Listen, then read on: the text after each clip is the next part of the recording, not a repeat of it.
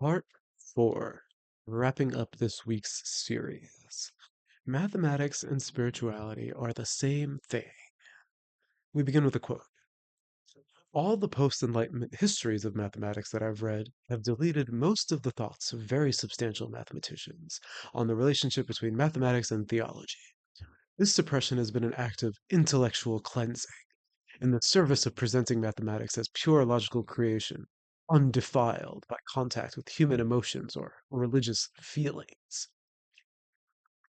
I realize that historically the separation of mathematics and theology is now not nearly so rigid as it has been since Laplace's day.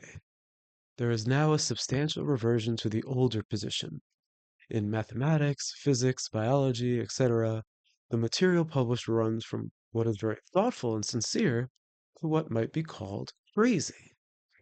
I believe that in my generation, belief in a Platonic mathematics has often been a substitute for people who have abandoned or even rejected traditional religions. Where can certainty be found in a chaotic universe that often seems meaningless? Mathematics has often been claimed to be the sole source of absolute certainty. This is from American mathematician Philip J. Davis in 2004. It may be surprising to hear a mathematician talk this way. What? Professor Davis describes an intellectual cleansing of mathematics, a historical moment where math was reframed as purely logical and removed from its emotional and spiritual context. 2. In his experience, the mathematicians around him used mathematics as a replacement for a traditional religious belief. Isn't that crazy?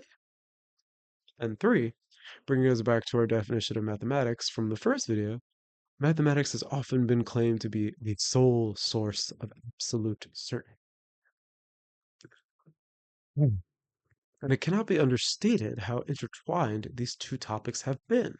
This really is just the tip of the proverbial iceberg. There are forgotten tales, fascinating connections to uncover, and perhaps new connections to be made.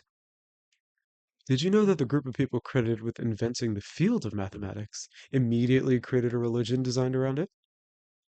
The idea was that mathematics was the key, the language of the divine, the way of understanding everything about the universe. And this belief that math could be the fundamental language of God and the universe was preserved throughout time until thousands of years later. It was proven that mathematics was in fact limited. Someone was able to prove that there were limits to what mathematics could teach us. There would always be truths that we would never be able to prove. Wild. Did you know that for centuries of human history, one of the primary uses of math was for astrology? Now you can just find your horoscope online.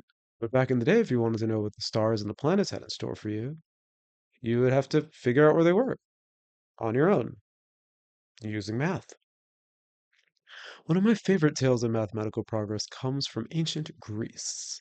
There was a great plague, and the leaders of this alliance, known as the Delians, went to an oracle of the god Apollo, seeking counsel on what to do. The oracle was the voice of God and said that the god Apollo demanded that they build a new altar of worship in his honor, twice the size of the current altar that they had already made. The thing is, though, that the current altar was a cube. How do you make a cube that's exactly twice the size of another cube? Turns out, it's surprisingly difficult. None of the architects knew what the dimensions of this new cube should be. So they had to create a new problem-solving mechanism. They had to deepen their understanding of geometry in order to figure it out. Wow. This channel will be going into depth and exploring mathematical history, discussing mathematics in its spiritual and religious context, talking about math before this intellectual cleansing that Professor Davis describes.